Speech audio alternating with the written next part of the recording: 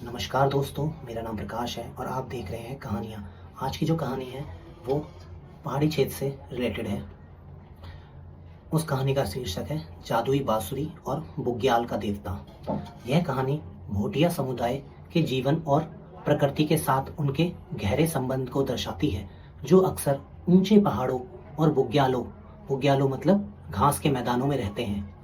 कहानी का सारांश बहुत समय पहले उत्तराखंड के ऊपरी हिमालय क्षेत्र में एक गांव था। उस गांव में नीमा नाम का एक युवक चरवाहा रहता था। नीमा बहुत ही गरीब था, लेकिन उसके पास एक अद्भुत जादुई बांसुरी थी।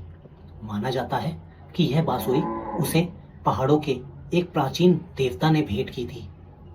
जब नीमा इस बांसुरी को बजाता था तो पहाड़ों की बर्फीली हवा भी शांत हो जाती थी और बुग्यालों में जो घास का मैदान था, सूखी हुई घास भी तुरंत हरी भरी हो उठती थी। गांव के लोग अपनी भेड़ बकरियों को चराने के लिए अक्सर ऊंचे ऊंचे बुग्यालों में जाते थे। बुग्यालों मतलब घास के मैदानों में। एक साल उसी क्षेत्र में भयानक सूखा पड़ जाता है। बुग्याल की सारी घास सूख गई और जानवरों के खाने की कमी हो गई। गांव में भूखमरी का संकट सा छा गया। गांव के लालची प्रधान ने सोचा, अगर वह नीमा की बांसुरी छीन ले तो वह पूरे गांव का मालिक बन जाएगा। प्रधान ने कई बार नीमा की बांसुरी भी चुरानी चाहिए, लेकिन क्या होता था कि हर बार जो वो बांसुरी होती थी ना, वो नीमा के पास वापस चली आती थी। जब संकट बहुत बढ़ गया तो नीमा ने गांव वालों से कहा कि वह अपनी बांसुरी को बुग्याल के देवता को समर्पित कर देगा। नीमा अकेले पहाड़ पर चढ़ गया और बांसुरी बजाते हुए देवता से प्रार्थना करने लग गया। उसकी धुन सुनकर देवता प्रसन्न हो गए और उन्होंने नीमा को दर्शन दिए। देवता ने नीमा की बांसुरी को वापस कर दिया। देवता ने बोला कि तुमने लालच नहीं किया। अब जब भी तुम यह बांसुरी बजाओगे तो यह केवल तुम्हारे गांव के लिए खुशहाली ही लाएगी। नीमा ने वापस आकर बांसुरी बजाई। चारों ओर घने बादल छा गए और उस दिन मूसलाधार बारिश शुरू हो गई।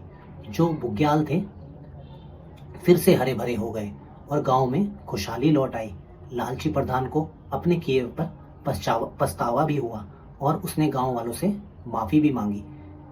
इस कहानी का सार यह कहता है कि लालच पर त्याग की जीत को दर्शाता है। यह भोटिया समुदाय के विश्वास को दर्शाती है कि वे प्रकृति, पहाड़ों, बुग्यालों से जुड़े हुए हैं और उसे एक देवता के रूप में पूजते हैं। क्या आप उत्तराखंड की किसी और विशेष प्रकार की लोक कथा जैसे जागर, भूत प्रेत की कहानी के बारे में जानना चाहेंगे? अगर आप इसी प्रकार की कहानी सुनना चाहते हैं तो इस चैनल को सब्सक्राइब करें और लाइक एंड कमेंट भी कर सकते हैं। अगर आपको कहानी अच्छी लगती है प्लीज़ बताना आप कहाँ से ये कहानी सुन रहे हैं। धन्यवाद।